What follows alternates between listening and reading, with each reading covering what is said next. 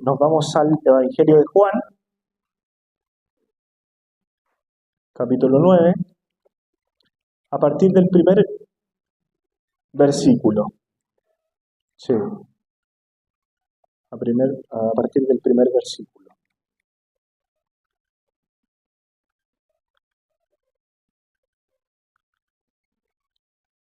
Y tiene como título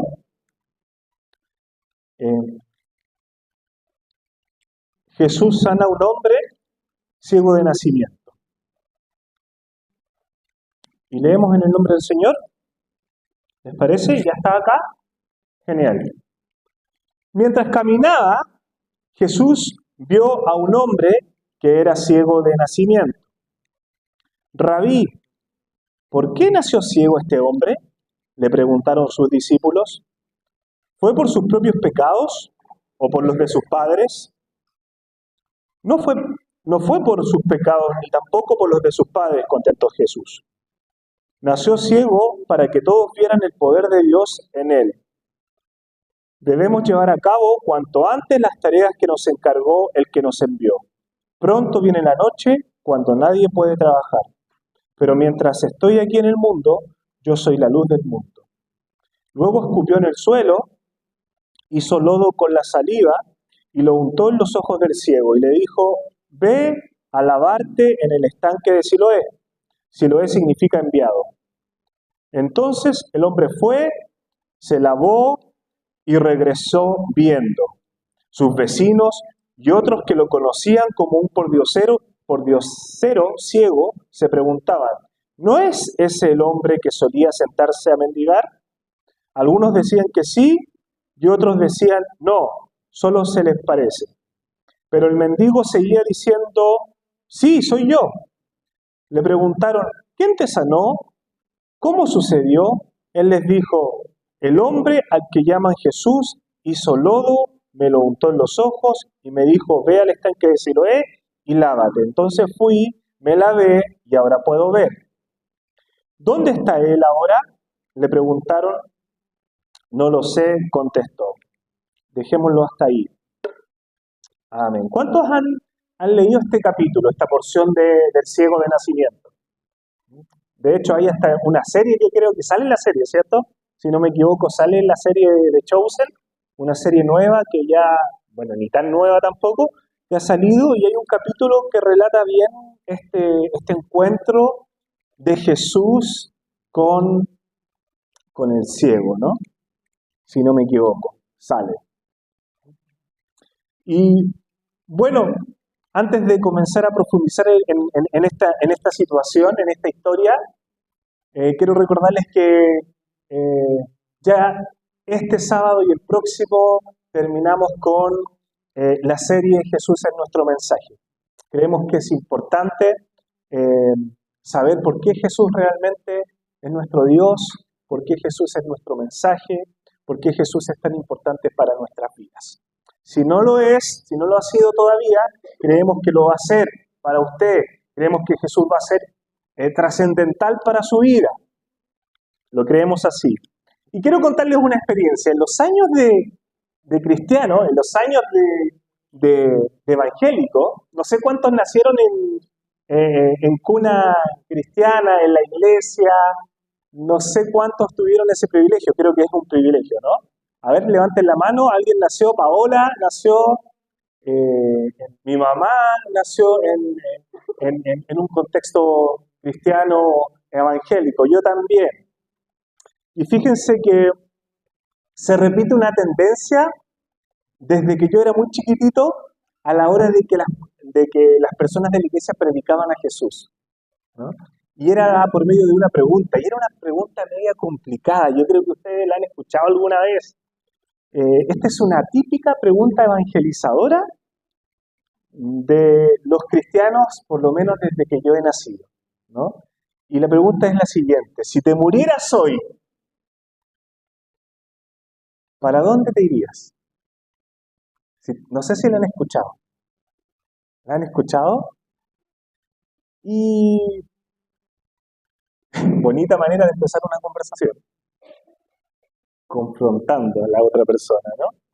Oye, si te mueres hoy, Si sales y te atropella un camión y tus órganos para allá y una pata para allá, ¿qué pasaría con tu vida, no? Entonces una bonita, no sé si tan bonita manera de empezar una conversación, ¿no? Porque la manera en que nosotros, y yo he visto a medida del tiempo en el cual nosotros evangelizamos a las personas, ha sido por medio de la confrontación, ¿no? Y muchas veces somos muy poco sutil, por decirlo así, para predicar a Cristo. Somos muy poco sabios a veces para predicar al Señor. Porque muchas veces queremos llenar de información a la otra persona, pero creemos que el Evangelio no solamente es información. ¿Saben por qué? Porque la información nunca cambió a nadie. Nunca ha cambiado a nadie. Pero sí una experiencia con Dios. ¿Cuántos han tenido experiencias con Dios? ¿Se han dado cuenta que no es lo mismo tener una información que tener una experiencia con el Señor? Y yo les quiero hablar en esta hora que una experiencia con Jesús significa poder conocerlo mucho más en profundidad. Tener una experiencia con Jesús es cuando realmente te cambia la vida. Recuerdo un profesor de geografía, capísimo. Era el mejor profe que tenía en la universidad cuando estudié historia. Era ateo, pero sus clases eran maravillosas, debo reconocer. Y me decía algo súper que me hizo mucho sentido. Me dijo, yo no creo en Dios, yo creo que Dios no existe, pero tampoco puedo responder a las personas que han tenido una experiencia con Dios. No tengo argumentos contra eso, dice.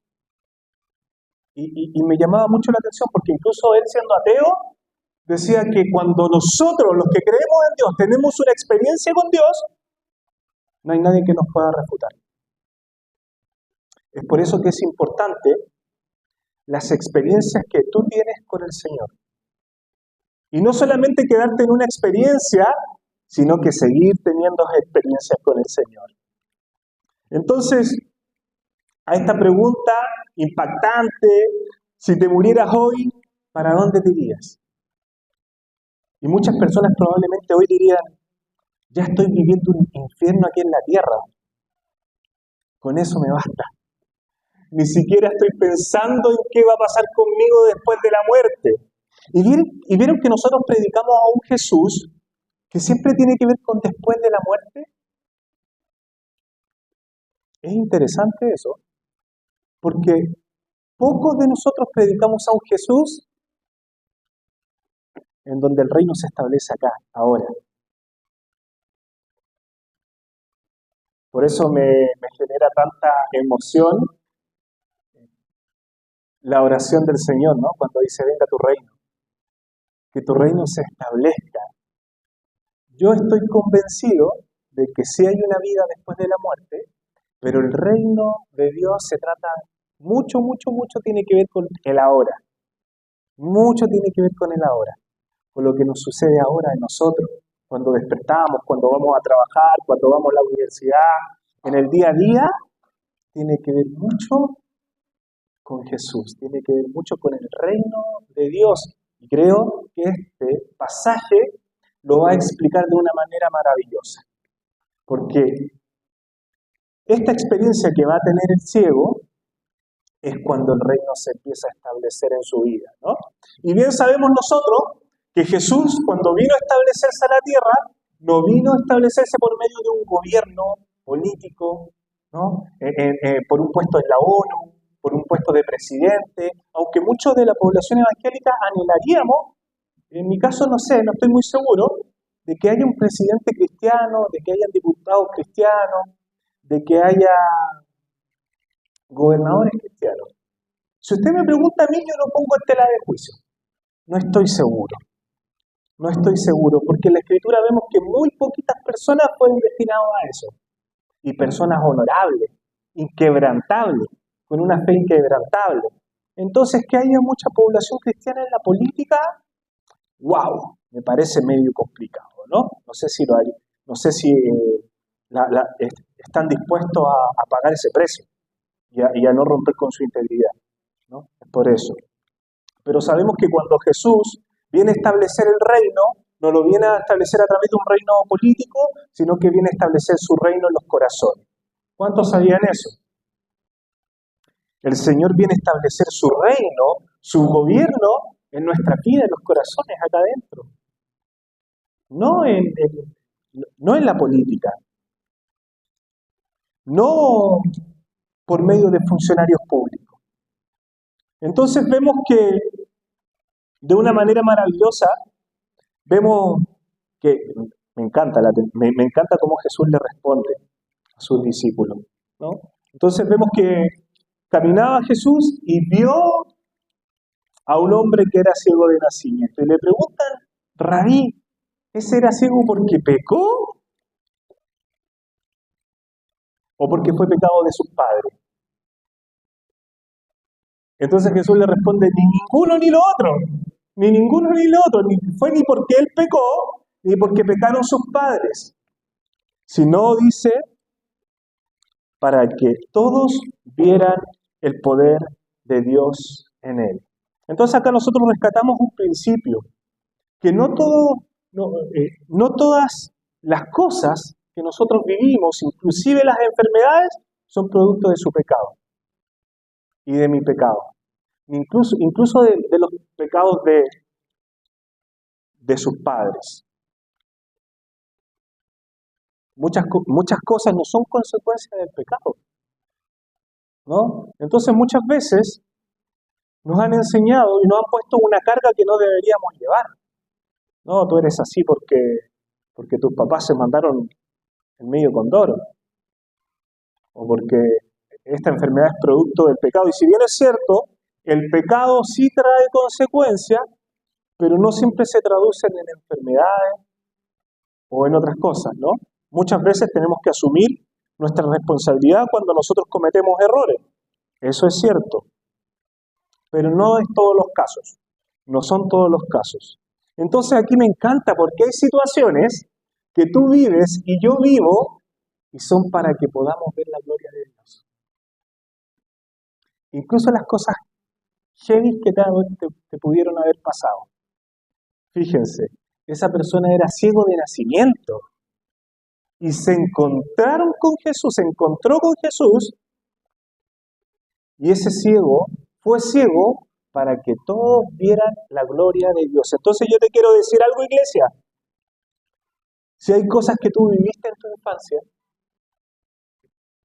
que te marcaron y probablemente te marcaron, hicieron un daño en tu vida, son para ver la gloria de Dios.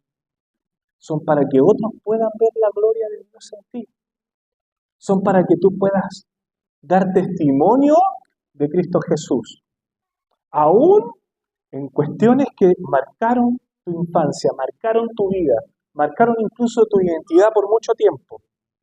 Gloria al Señor. ¿Y saben por qué? Porque este ciego de nacimiento no solamente era un ciego, sino que eso destinaba su identidad. En el pueblo judío ser ciego era producto del pecado. Ser ciego era producto de las malas decisiones que tomaron sus padres. Era un desdichado, era un infeliz. Ser ciego era realmente ser un infeliz. Entonces, me llama eso la atención. Me llama la atención la pregunta que le hacen los apóstoles. ¿Vieron que esas preguntas estaban llenas de religiosidad?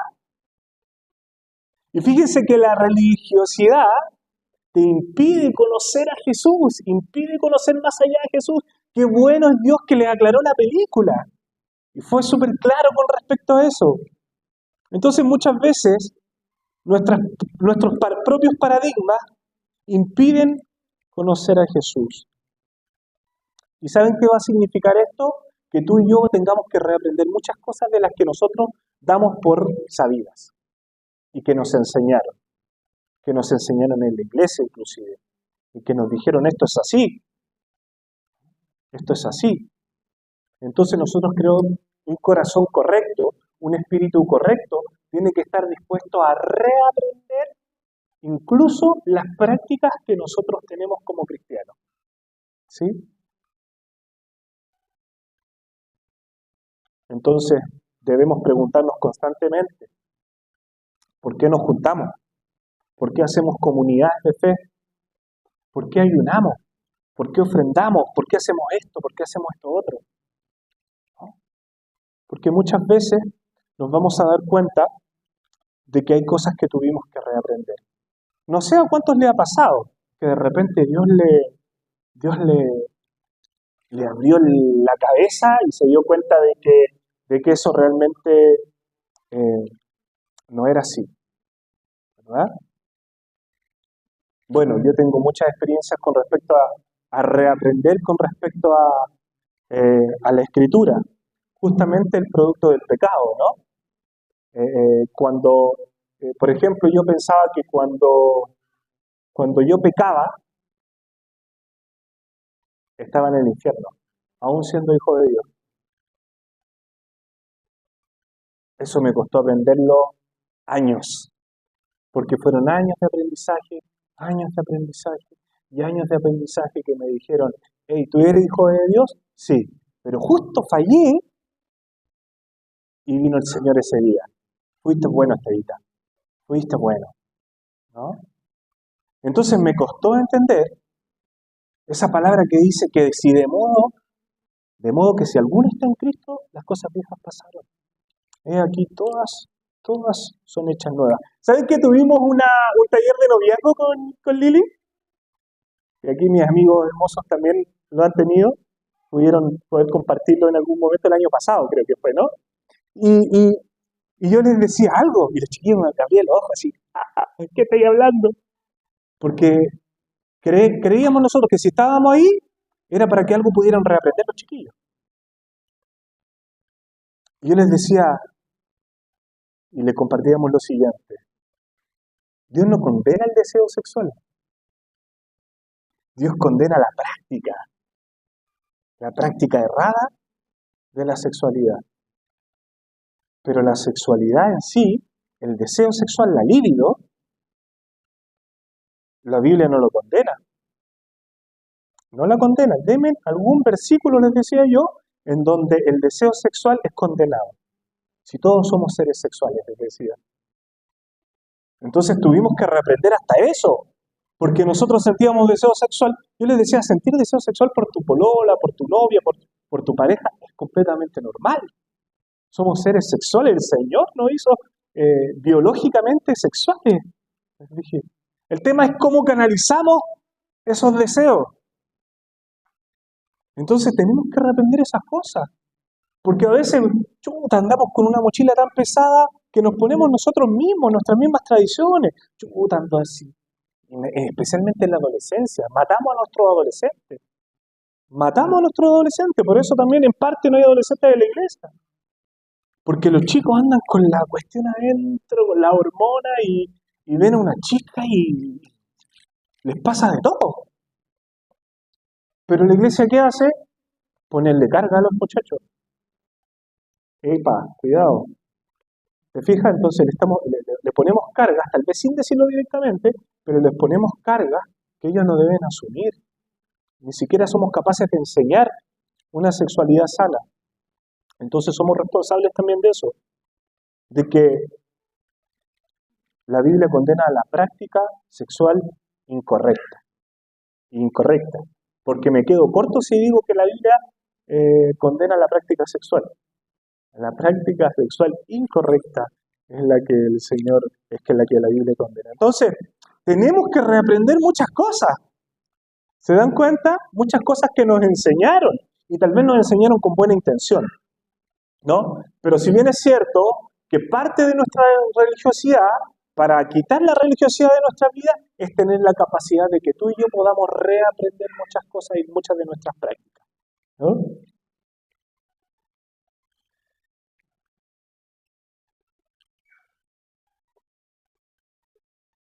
Y el versículo 3 dice, no fue por sus pecados, ni tampoco por los de sus padres.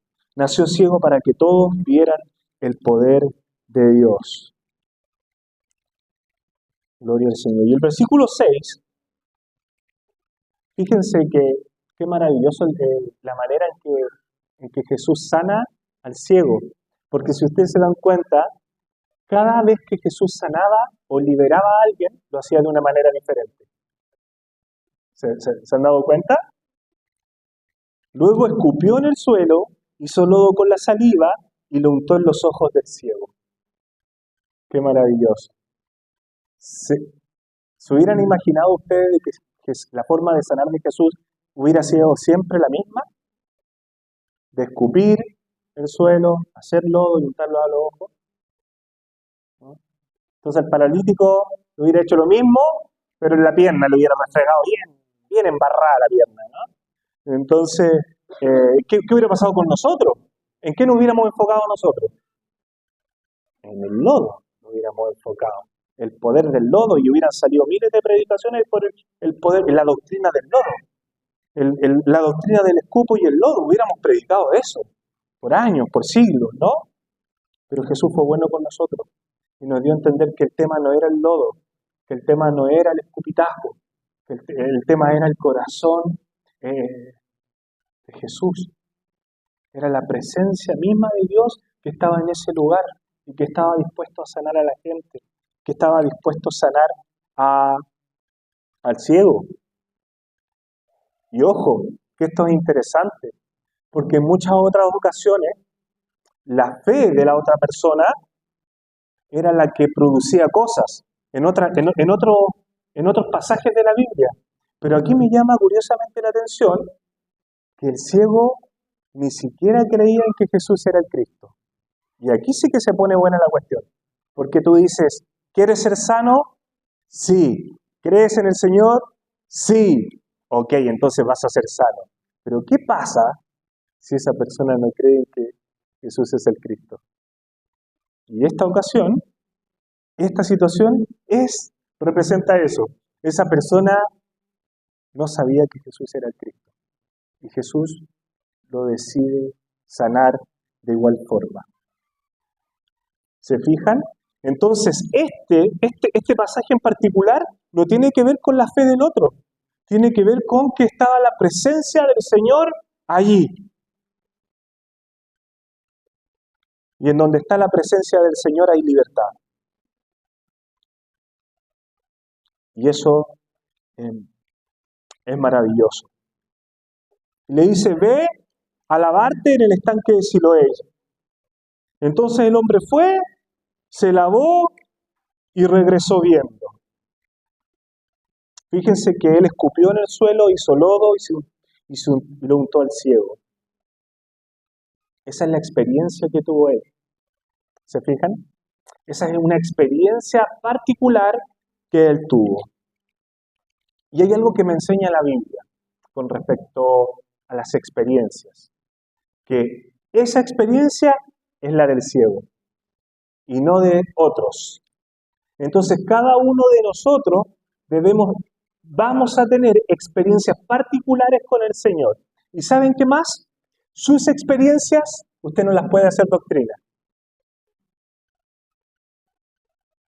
Las experiencias que tú tienes, no las puedes hacer doctrina. Es que a mí me sanó con el lodo, entonces a ti si te sana te va a sanar con lodo. No necesariamente así. Entonces muchas veces tenemos ese problema como iglesia, que las experiencias que tenemos con Dios, wow, nos encantan, ¿no? Porque esas experiencias marcan nuestras vidas, pero las queremos hacer doctrina para todo, ¿no? Y no es así. No es así porque entendemos que cada experiencia que tenemos con el Señor y hoy que tenemos con el Espíritu Santo es diferente. Entonces no podemos hacer doctrina de algo que te pasó única y exclusivamente a ti. Entonces nosotros hoy por hoy llamamos doctrina a cualquier cosa, ¿no? Entonces hay denominaciones que se tienen que bautizar en río porque si no la cosa no funciona. ¿Vieron? Entonces, en mi casa no hay arbolito de Pascua, entonces en la tuya tampoco, ¿no? Yo tenía un amigo, ay, que era chistoso, porque él no ponía arbolito de Pascua, porque decía que eso estaba mal, que él había leído que estaba mal. Bueno, yo lo entendí. Y vamos entrando a su casa y el pesebre era una discoteca. Entonces estaba llena de luces. Tenía estas esferitas, las esferas que le ponían a los árboles, esos cositos, los adornos, las aguinaldas, se las ponía al pesebre. Oye, dije, pero parece discoteca, pesebre, pues, sí, es lo mismo que tener un árbol, le decía yo. Pero me daba mucha risa. Entonces, bueno, muchas veces nos quedamos pegadas en esas cosas, ¿no? En esas cosas. Y creo que esas cosas, yo creo que el enemigo las usa para que nosotros, tú y yo, podamos perder el tiempo. Esas son conversaciones banales, chiquillos. Cosas que no tienen trascendencia. Ponerse a discutir con un hermano, con un amigo, porque si tiene árbol en la casa de Pascua o no, es pérdida de tiempo. Y muchas veces nuestro ego quiere ganar una conversación más que forjar una relación. Entonces, yo prefiero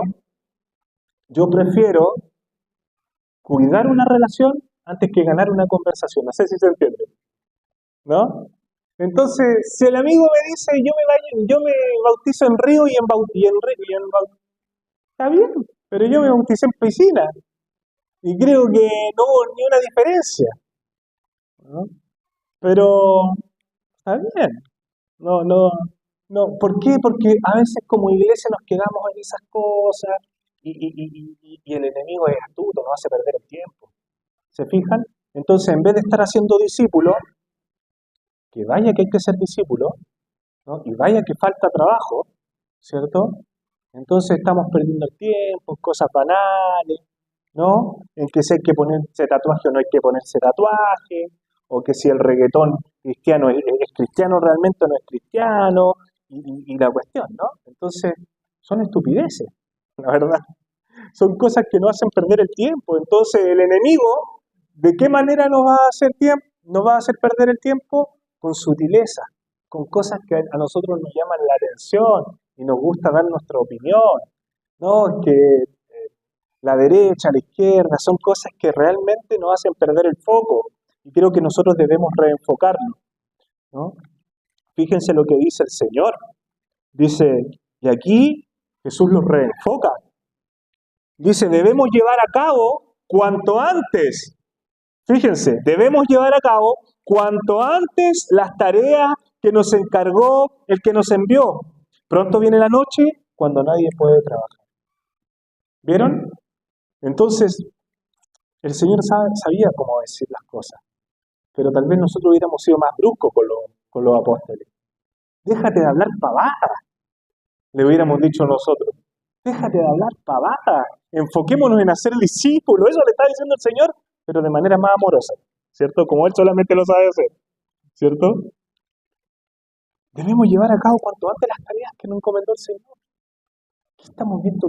¿De qué te preocupaste tú? ¿De quién pecó? ¿No? Entonces, por ahí nosotros decimos, uy, mira esta chica cómo llegó, cómo se viste. Mira, lleva 6 meses en la iglesia y todavía sigue igual, ¿no? Entonces nosotros decimos, ¿qué te importa a ti? ¿Qué te importa? Deja que el Espíritu Santo haga lo suyo. Preocupémonos de hacer discípulos. O sea, ya, si realmente, ¿qué nos preocupa más? ¿De que esas personas sean diferentes a nosotros? Y nos genera hasta miedo a nosotros a veces, ¿no? Porque a veces descubrimos cosas peores en nosotros cuando estamos cerca de gente que es diferente a nosotros, ¿no?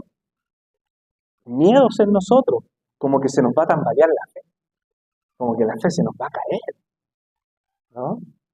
Y de repente tapamos nuestros miedos con defender la sana doctrina. Entonces estamos con esa, ¿no? Es que tenemos que defender la sana doctrina. Y atrás de esa frase escondemos un montón de miedos como cristianos. A Jesús no le importaba nada. Ciego, desdichado, infeliz, maldito, rechazado por la sociedad, y Jesús se acerca. Qué maravilloso es eso, ¿no?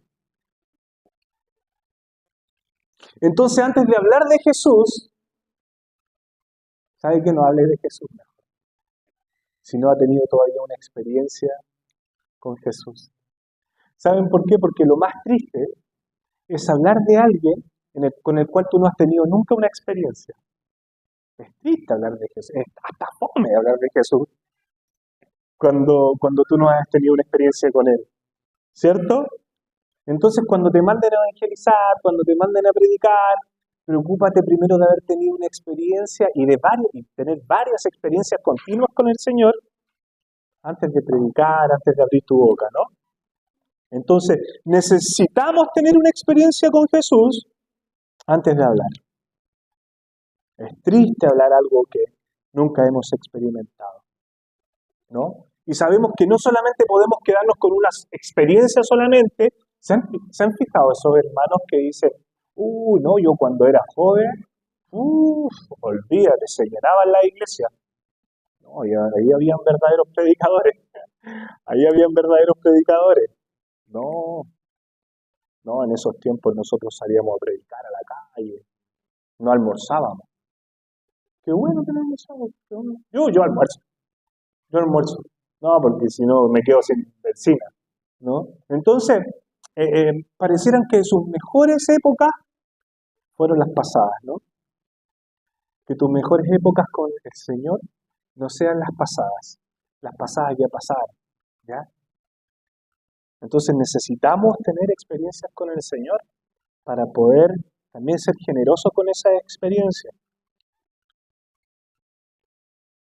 Y fíjense que más adelante, cuando el Señor lo sana, dice que vaya al estanque de Siloé, va, se lava los ojos, vuelve y vuelve sano y puede ver.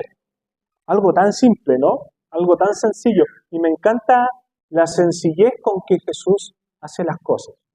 Me encanta, sin mucho escándalo, ¿no? Tranquilito, ahí nomás, con lodo, va, se lava, vuelve y vuelve sano.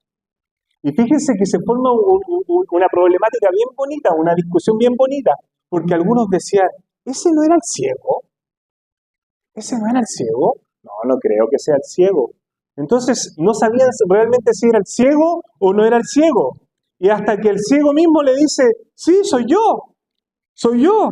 Ese mismo, el ciego, era yo, ahora no lo soy.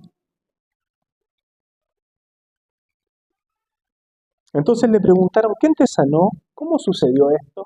Querían saber cómo un ciego de nacimiento pudo ser sano.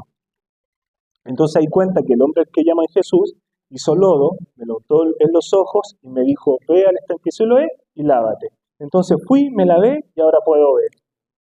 Como que la gente esperaba algo más, ¿no? Como que Jesús me untó los ojos con barro, me lavé, fui sano. Y de hecho, le vuelven a preguntar más adelante, pero ¿cómo fue que te sanaron? Cuéntamelo, pero cuéntame la verdad, ¿cómo fue que te sanaron, no? Entonces, como les costó creer a la gente, lo llevaron ante los fariseos. El pueblo mismo lo llevó ante los fariseos porque dijeron, ¿cómo una persona va a hacer eso así tan sencillo, tan simplemente, y va a recobrar la vista? Entonces los fariseos interrogaron al hombre y adivinen qué dijo el hombre. Lo mismo. Es que voy a contar lo mismo, gente. Jesús escupió, tatá, fui, volví y ya estaba sano, ¿no? Entonces decían, los fariseos decían, este Jesús no viene de Dios porque trabaja en el día de descanso. Fíjense la parada de los fariseos. No se sorprendieron por el milagro, no glorificaron al Señor por el milagro, sino que se dijeron, es que hay un problema aquí. Este hombre no es de Dios porque sanó en día de reposo, ¿no? Entonces las religiones estaban tan cegados por la religión que ni siquiera podían ver el milagro, ni siquiera podían ver al Señor en medio de ese milagro. Fíjense que la palabra dice que los milagros son para los que no creen. Para los judíos no creían y por eso el Señor hacía milagros, para que pudieran creer. Pero aún los fariseos ni con los milagros creían. Entonces se vuelve muy compleja la situación. Entonces se preguntaban, ¿cómo un simple pecador puede hacer semejantes señales milagrosas? Así que discutían, había un intercambio de opiniones, ¿cierto? Entonces le preguntaron al ciego, ¿qué opinas del hombre que te sanó? Y fíjense la respuesta. De aquí nos damos cuenta que él todavía no había sido transformado por el Señor. Yo creo que era un profeta, le dijo. Yo creo que era un profeta que me sanó. Algo tiene que ser, algo tiene que tener. Era un profeta el que me sanó. ¿Se fijan? Muchas veces cuando nosotros vamos a predicarle a alguien, nosotros esperamos que esas personas sean receptivas para nosotros poder amarlas. Pero si no son receptivas al Evangelio, nosotros no nos importa. Entonces creo que nosotros debemos tener un amor genuino por las personas no cristianas, no creyentes, aun cuando no se conviertan, aun cuando no reciban al Señor, aun cuando el mensaje que tal vez les predicaste y tú mismo diste testimonio de él, no lo recibieron.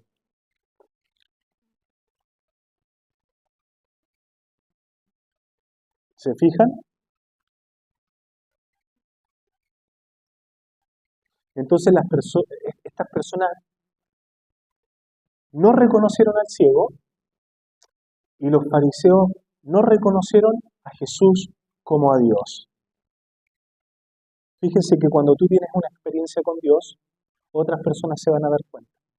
Cuando tú tienes una experiencia con Dios, no te preocupes tanto de evangelizar ni de predicar, porque cuando tú estás teniendo experiencias con Dios, lo demás se va a ir dando solito. Lo demás se va a ir dando.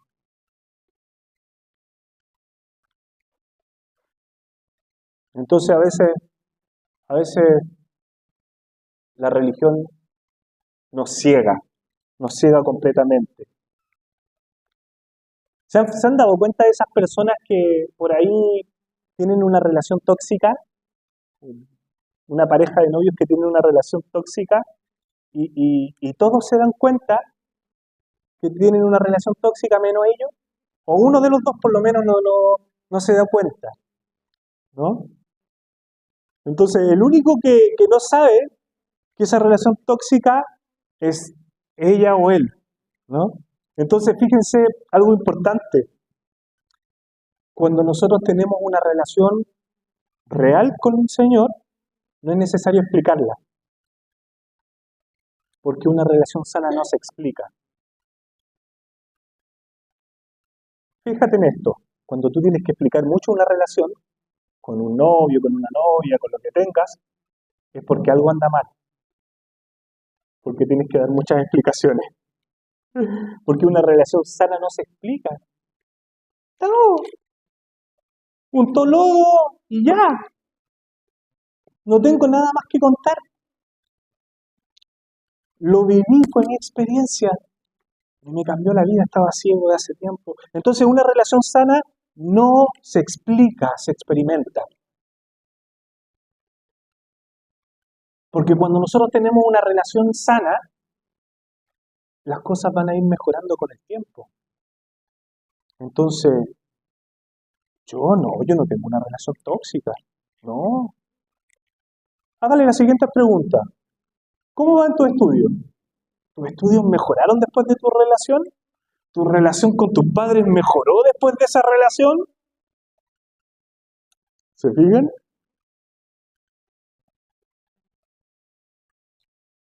Entonces, cuando hay una relación genial, sana, cuando tú estabas solo, te reías. Pero ya cuando te uniste a esa relación, te reías como loco. Peor, mucho más. Con la boca abierta, carcajadas, como estúpido, ¿no? Antes eras generoso cuando estabas solito, pero después que comenzaste a tener una relación saludable, eres 3 veces más generoso. Entonces cuando tú tienes una relación sana, una relación saludable, todo lo que tú tenías antes se va potenciando y va mejorando. Pero las relaciones tóxicas inevitablemente van disminuyendo tus potencialidades. Entonces entendemos de que si Jesús es una buena noticia para mí, entonces también tiene que serlo para todo el mundo. Y fíjense esto que es importante. Si Jesús es una buena noticia para mí, entonces tiene que hacerlo para el otro. No puede ser solamente que sea una experiencia buena para mí. Si Jesús realmente es una buena experiencia, tiene que serlo para el otro también. Antes no veía, pero ahora veo. Entonces los fariseos se preguntaban, ¿cómo fue que te sanó? ¿Qué es lo que hizo? Les complicaba que un pecador sanara y más en día de reposo. Fíjense que yo he entendido de que nosotros no necesitamos promocionar a Jesús. Siempre sentí como esa responsabilidad de promocionar a Jesús, de que todo el conocimiento que tengo acerca de Jesús, plasmarlo en otra persona. Y no necesariamente. Porque cuando yo tengo una experiencia con Dios, cuando yo vivo a Jesús, entonces las demás cosas se van a ir dando. Yo no necesito de llenar de información a la otra persona. La experiencia es mucho más fuerte que la información. La experiencia que tú vas a tener con el Señor es mucho más fuerte que la información.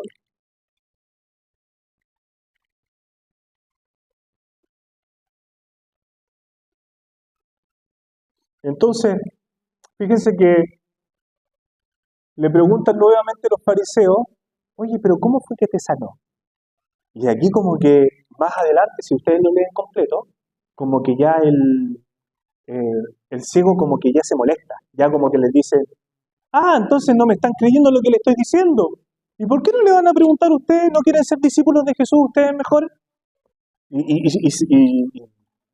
ya como que se aburrió el ciego, ¿no?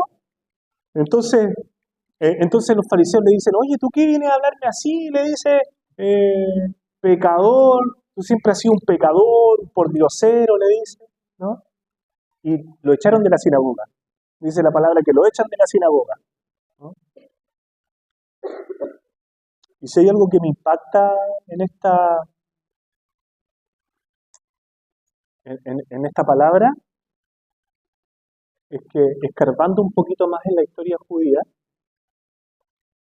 cuando una persona discapacitada alcanzaba la edad de más o menos 13 años, es decir, cuando ya entraba en la adolescencia, siendo una persona discapacitada, los padres, por la ley, podían desheredarlo y podían desvincularlo de su hogar. Una persona ciega, una persona con cualquier tipo de discapacidad, en un entorno judío, le decía hasta luego. Cumpliste los 13 años, y si era voluntad de los padres echarlo, lo echaban. Y esta persona mendigaba en la calle. Fíjense, entonces, como por esas pocas pistas que nos da la Escritura, los padres cumplieron con la ley echándolos de la casa porque se daba esa posibilidad. Pero los padres aparecen en este capítulo, aparecen, un poquito, pero aparecen. Porque los fariseos, no creyéndole, al ciego van donde los padres. Van donde los padres y los padres le preguntan, ¿qué le pasó a este? ¿Este era ciego de nacimiento? Sí, era así. Y los papás dicen, sí, era ciego de nacimiento, pero vaya a preguntarle a él porque él ya está grandecito. Se lavan las manos y por temor también, a que a ellos mismos lo echaran de la sinagoga, porque cuando a ti te echaban de la sinagoga era como perdías un estatus social súper importante. Entonces, los papás dijeron, nos lavamos las manos aquí, vaya a preguntarle a él porque él ya es grandecito. Entonces ellos no se hicieron responsables de su hijo, ni mucho menos a los 13 años, porque ya lo habían echado, decía la palabra que mendigaba en la calle, ¿no? Entonces, fíjense, esto hace entender por qué los padres cuando fueron interrogados respondieron, es mayor de edad y puede responder por sí mismo. Cuando la gente pasaba cerca de los desheredados, de las personas que los echaron de los hogares, y por discapacidad, escupían en el suelo. Cada vez que pasaba alguien por una persona discapacitada y que mendigaba porque lo habían echado de su casa, las personas escupían, porque escupir era un mensaje de abominación, de repudio. Fíjense esto, era un mensaje de abominación y repudio. Cada vez que la gente pasaba cerca de los desheredados, escupían en el suelo. Cuando Jesús se acercó al hombre, ciego de nacimiento, y le hicieron la pregunta sobre quién había pecado, él también escupió al suelo.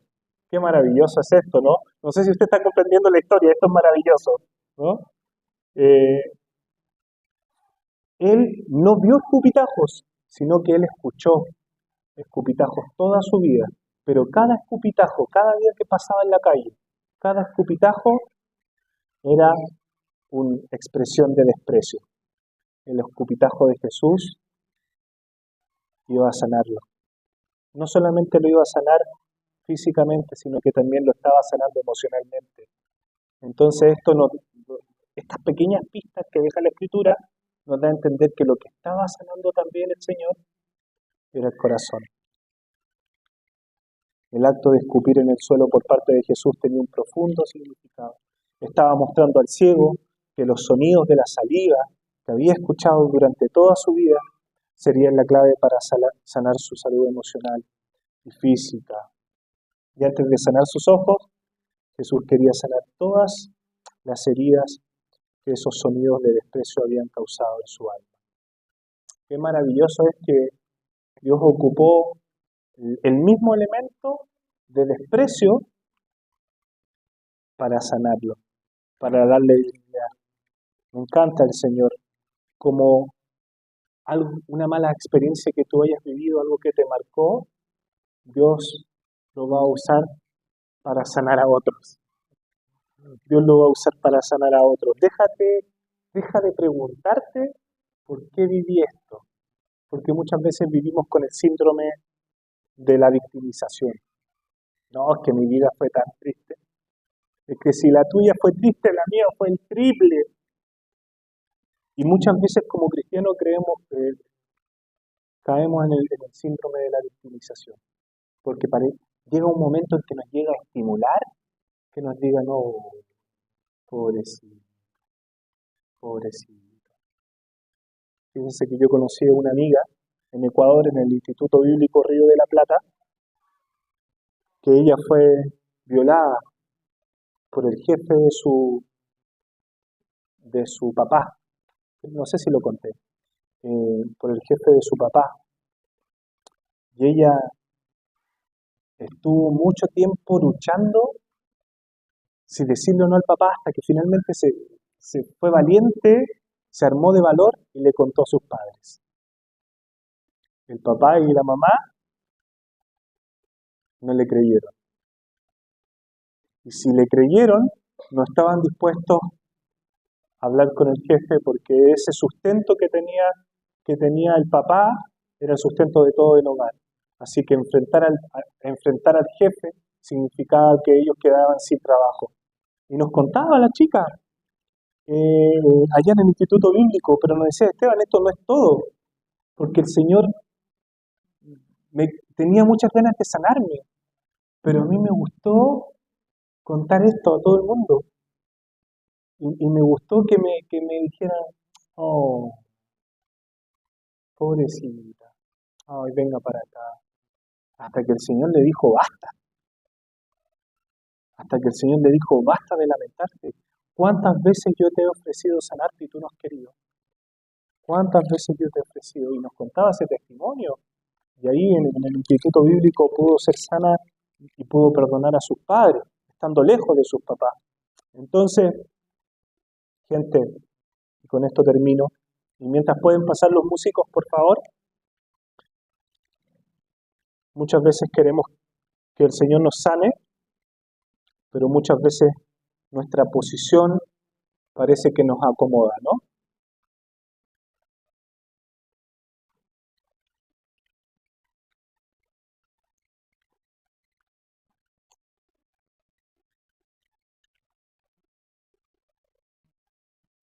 Mientras los músicos pasan, pensemos tú y yo en aquellas situaciones de las cuales Dios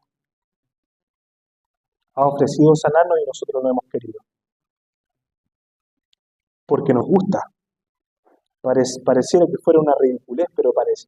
Pero hay personas que les gusta estar enfermas, no sanas.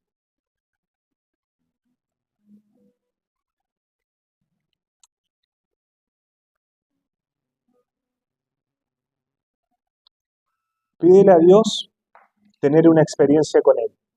Yo no sé aquí cuántos han tenido experiencias con el Señor, pero yo te aseguro que te va a cambiar la vida.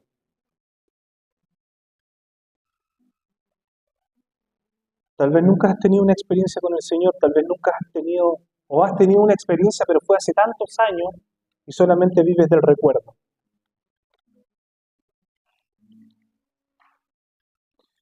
Padre, queremos tener una experiencia contigo, pero que cada experiencia contigo sea diferente, papá, a la anterior. No nos basta con las experiencias que ya hemos vivido contigo, papá. Queremos vivir más experiencias. Queremos tener más encuentros contigo, papá. En nuestra habitación, cuando estemos a solas, cuando estamos descubriendo que tú quieres sanarnos y nosotros estamos luchando por si abrimos o no abrimos el corazón, porque nos cuesta tanto perdonar, porque nos cuesta tanto, Señor, salir del síndrome de la victimización, porque nos gusta tanto aparentar, Dios mío, nos gusta tanto aparentar y como que nos quedó cómodo, Señor, ese papel. Papá, queremos que tú rompas con todo aquello que obstaculiza tener una experiencia real y genuina contigo. Y como lo decía hoy, tal vez no has tenido experiencias con el Señor hace mucho tiempo, pero hoy el Señor te dice, quiero que puedas ver lo que antes no veías. Quiero que puedas comprender lo que antes no podías comprender. Quiero que me veas en situaciones donde todavía no me puedes ver. Quiero que me veas en los detalles, en la rutina, en tus relaciones. Quiero que me veas en tu miseria, en el pecado. En tu miseria y en mi miseria. Queremos verte, Dios. No sé si usted puede decir eso. No sé si usted es tan valiente para confesarle al Señor cosas que solamente Dios sabe. Señor, quiero que tú estés en mi miseria, papá. Cada vez que hago algo que no es correcto, Padre. Cada vez que no suelto lo que tengo que soltar, papá. Papá, quiero confesar en esta hora que nos cuesta tanto soltar cosas, papá, que nos han amarrado al pasado. Frustraciones, enojos, miedos, preocupaciones. Aquí algunos Dios lo está llamando a soltar cosas del pasado para que Dios pueda abrir puertas nuevas. Dios no va a abrir esa puerta si tú no sueltas, si tú no confías. Confía en el Señor, confía en Dios. Confía en Dios primero para ver la puerta abierta. Dios no va a abrir la puerta. No la va a abrir hasta que tú sueltes lo que tengas que soltar. Pero déjame decirte algo, Dios te va a acompañar en ese proceso. Sé que es difícil soltar lo que tienes que soltar. Sé que es difícil dejar lo que tienes que dejar. Pero Dios va a estar ahí en tu proceso. Porque Dios no es hijo de hombre para mentir. Él va a estar ahí y sus promesas son verdaderas. Y cuando Dios te dijo que yo iba a estar contigo, lo va a hacer. Gracias, Señor.